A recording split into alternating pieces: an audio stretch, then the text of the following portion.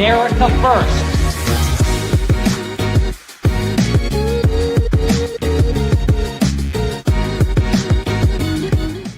This was a story from the National File. Very, good people over there. So these are comments that she made in 2014. I'll read you the report and then we'll get into it.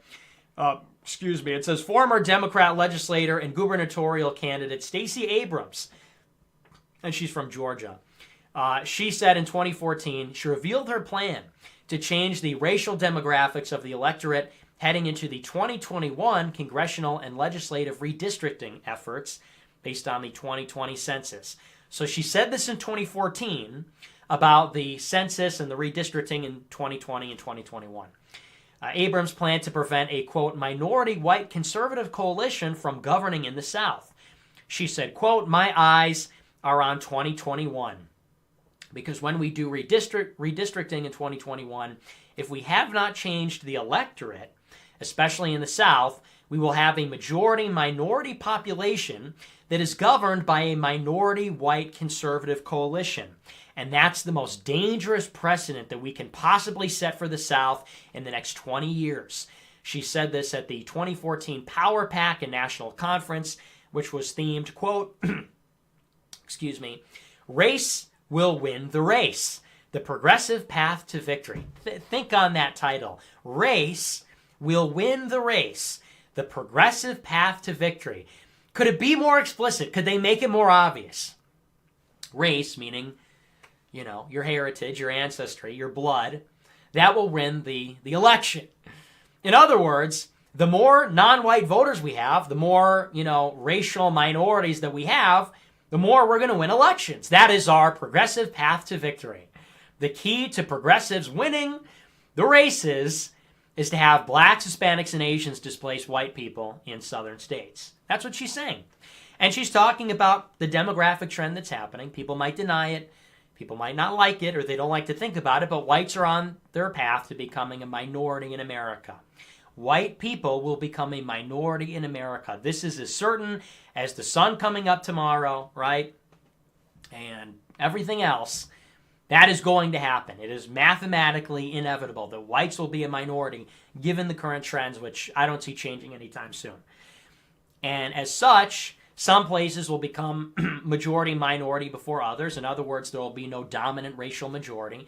You'll have a majority of minorities, a bunch of different racial groups, none of them constituting more than 50% of the population. And she's saying that in that case, whites cannot govern. When the South becomes majority-minority, the minority group that governs should not be white people. That would be dangerous, she says. So who should govern? Well, if not white people, then non-whites. In essence, what she is saying is we have to change the electorate. What is that? Change the people voting. Change the people in the state. Import more people, right? We have voters. We can't win them over. We can't convince them. We don't like them. So we'll bring in new voters that like us and that will vote for us and that are, that are our own people. We'll bring in people from Latin America. We'll bring in people from Asia. We'll bring in people from Africa. We'll bring in a new electorate that likes us. That's what she's saying. If we do not change the electorate, so we'll bring in a new electorate. We'll change the electorate through redistricting and demographic change. Those people will vote Democrat, and they will install these non-white voters that have led the demographic change, will install a non-white government that will rule over a majority-minority state. And this is what they want to do in the country. And does this seem right to you? That America will become a non-white country governed by non-whites? That increasingly the norm will be Barack Obama's and Kamala Harris's and Stacey Abrams and Tulsi Gabbard's and this. Does this seem right to you? Does this seem appropriate? More than that, maybe you don't see a problem with this. Do you think that America will remain the same when this happens? That's my big question. Is maybe you think, oh, well, what difference does it make, right? You go from a white country with a white government to a non-white country with a non-white government. Well, okay. Do you think the country will remain the same if this is the case? New leadership, new population, same results, same texture of life, same quality of living, same policies, same culture. And if it's going to be different, will it be better or worse? We're going to bring in people from Mexico. We're going to bring in people from Africa. We're going to bring in people from China. They will be the new population and the new government. Well, we can probably agree that things will change because it's a different population, different government, different results, different country. Will these people from worse countries create a better country than the one we had or a worse country? This is all straightforward and obvious to me. It is pretty straightforward and obvious. When you go to Georgia, when you go to Alabama, when you go to Tennessee or Mississippi, tell me, which are the neighborhoods that you want to go to? In Birmingham, in Atlanta, in Nashville, Memphis. Which are the neighborhoods you want to go to? Which are the safe ones? Which are the prosperous ones? Which are the ones where you're not going to get shot, where there's not a lot of drug crime, gang activity, things like that? And who, let us remind ourselves, are going to be the ones running the government now? These are the questions we need to ask ourselves. These things that are happening have consequences for our country and for our lives and for history. Never mind your meager existence, which is, a blink of the eye compared to world history. Think about the consequences for our civilization that we are handing off. We, the white people, the white traditional American nation, are handing off. And it's not just happening in America, it's happening everywhere. Canada, Australia, all of Europe. We are handing off our inheritance, our civilization, Christianity, the Sistine Chapel. We are handing off the Statue of David, philosophy, classical art, classical music, Mozart. We're handing off Plato and Aristotle, Rembrandt. We're handing off everything that was great about our civilization. And we're handing it off to Stacey Abrams.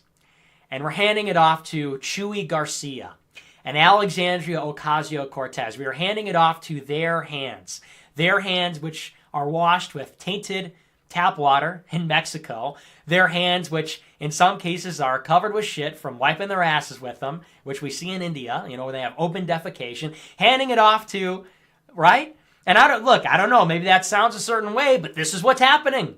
The civilization of explorers and conquerors, settlers, people that landed on the moon, circumnavigated the globe, created the first maps, settled foreign lands, built colonies, built up great civilizations, not just where we resided, but elsewhere. We're handing it off to these new arrivals.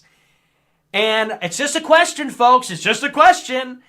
And if you think it's politically incorrect, maybe you know the answer. Do we trust it? Do we trust that in their hands? Is that a good decision? Are they going to be good custodians of what we have given them?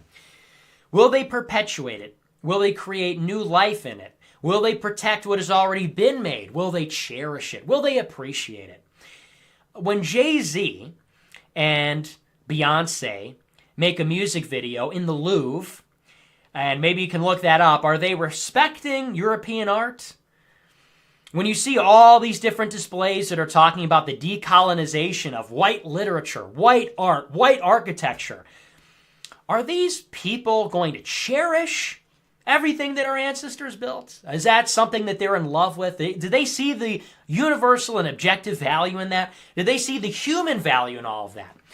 There is never hesitation for them to take credit for it, but when they feel left out, there's also never a hesitation to demean it and demolish it and shit all over it, right? When we talk about the pyramids, that was us. We talk about Shakespeare, that was us too.